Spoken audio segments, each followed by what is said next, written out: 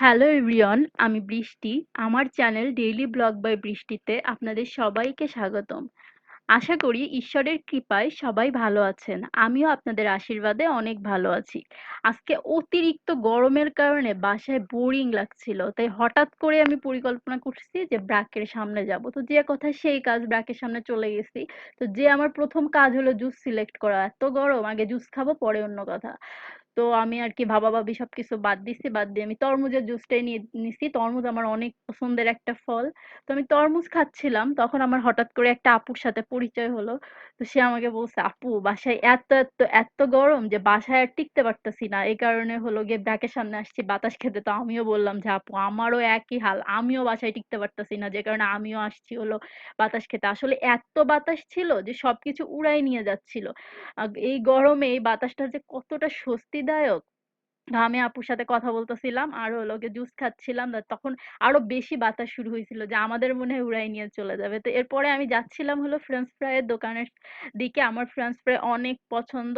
তো যেতে যেতে একটা পিছনে রিক্সা এসেছিল, এই কারণে আমি একটু পিছনে ফিরছিলাম। তো এখানে আমি ভিডিও করতেছি, তো ওই দোকানদার মামা বলতেছে, আপা আপা আপনি ভিডিও করতেছেন, আপনি কি সংবাদে দিয়ে দিবেন নাকি? আমি বললাম, আরে না রে ভাই, আমার আসলে এত গরম লাগতেছিল তাই আমি একটু আর কি আসছি বাতাস খাইতে। তো এইখানে মামা আমাকে ফ্রেঞ্চ ফ্রাইটা দিল। তো এইখানকার ফ্রেঞ্চ ফ্রাইটা এত এত এত মজা যে একবার খাবে তার মুখে লেগে থাকবে, তার আবার এখানে আসতেই হবে খাওয়ার জন্য। আমি তো ব্র্যাকের সামনে গেলে মানে এই ফ্রেঞ্চ ফ্রাইটা যে না খেয়ে আসছি এটা খুবই কম হয়েছে। আমি ব্র্যাকের সামনে গেলে অবশ্যই এইটা খাবো। আহ এমন খুব কম দিন হয়েছে যে আমি এটা না খেয়ে ফিরে আসছি। যদি মামা না থাকে তাহলে আমি এটা না খেয়ে ফিরে আসছি। তো আমি এটা খাচ্ছিলাম আর মামার সাথে হলো গল্প করতেছিলাম। আর এখানে মামার একটা চিকেন ফ্রাই আছে, ওইটাও খুব মজা। তো খাওয়া দাওয়া শেষ করে আমি হাঁটি হাঁটি পা করে আস্তে আস্তে বাসার উদ্দেশ্যে যাচ্ছি। আমার বাসা থেকে ব্রাক খুব বেশি দূরে না, আমি খুব বেশি সময় ছিলাম না, আমি অল্পক্ষণই ছিলাম।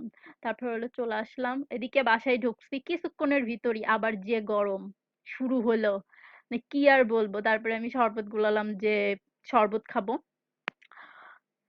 আমার আজকের ভিডিওটি যদি আপনার কাছে ভালো লেগে থাকে তাহলে প্লিজ ভিডিওটিতে একটি লাইক দিতে ভুলবেন না।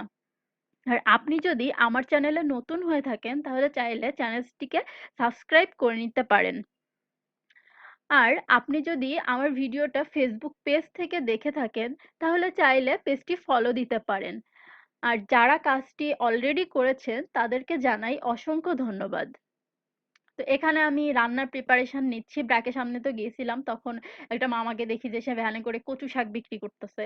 তো কচু শাক দেখলে আমার কিনতেই হবে, খেতেই হবে, এমন একটা পরিস্থিতি। আমি খুবই পছন্দ করি কচু শাক, আর ছোট থেকে মাঝে মাঝে কত কচু শাক খাওয়াইছে তার কোনো হিসাব নেই।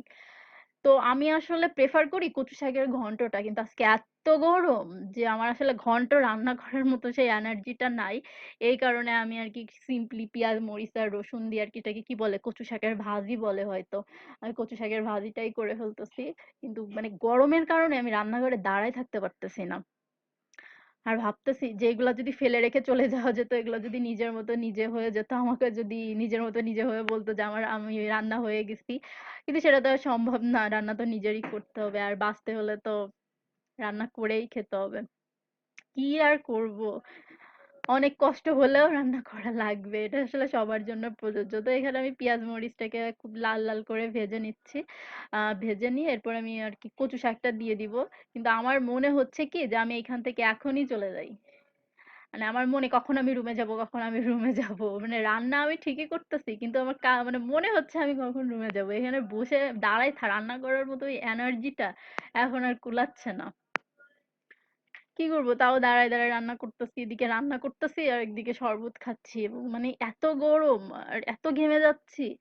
আর মনে হচ্ছে যে ঈশ্বর যদি একটু বৃষ্টি হতো তাহলে মনে হয় একটু শান্তি লাগতো, মানে একটু গরমটা কমতো। আসলে বাইরে কিন্তু এতটা গরম না, কিন্তু রুমের ভিতরই এরকম মানে আবদ্ধ তো থাকে, ঢাকা শহরে তো সবকিছুই আবদ্ধ থাকে, এজন্য রুমের ভিতরে হলো এত গরম। তো আমি করছি কি, পাশে আর কি মানে দুইটা চুলা, তো এই কারণে পাশে আমি আলু ভাজিও বসাই দিছি। এটা আসলে সকালে নাস্তার জন্য আমি আলু ভাজি আর রুটি বেশি খাই ম্যাক্সিমামে, এই কারণে আমি আলু ভাজিটা বসাই দিছি। তো একসাথে সব হয়ে যাক এই কারণে বসাই দিছিলাম। তো এদিকে আমি কিচেন পরিষ্কার করছি, থালা বাসন যেগুলো ছিল সেগুলাও ধোয়াধুয়ি সবকিছু শেষ করছি। তো এগুলা করতে করতে দেখি যে আমার কচু শাকও প্রায় শেষের দিকে, নামানোর সময়ও হয়ে গেছে। তো এখন এটা নামাই নিয়ে রুমে চলে যাব। তো আমার রান্নাবান্না শেষ। এখন আমি আরকি একটু রেস্ট নিচ্ছি। কারণ মানে গরমে এতটাই ক্লান্ত হয়ে গেছি, মানে ১ কিলোমিটার যদি শীতকালেও এরকম হাঁটি তাও মনে হয় এত ক্লান্ত হব না। গরমে এত ক্লান্ত হয়ে গেছি। তো আমার আজকের ব্লগটি আমি এখানেই শেষ করতেছি। আর আমার আজকের ব্লগটি যদি আপনাদের কাছে ভালো লেগে থাকে তাহলে অবশ্যই লাইক, কমেন্ট, শেয়ার করতে ভুলবেন না। সবাই অনেক বেশি ভালো থাকবেন। টাটা।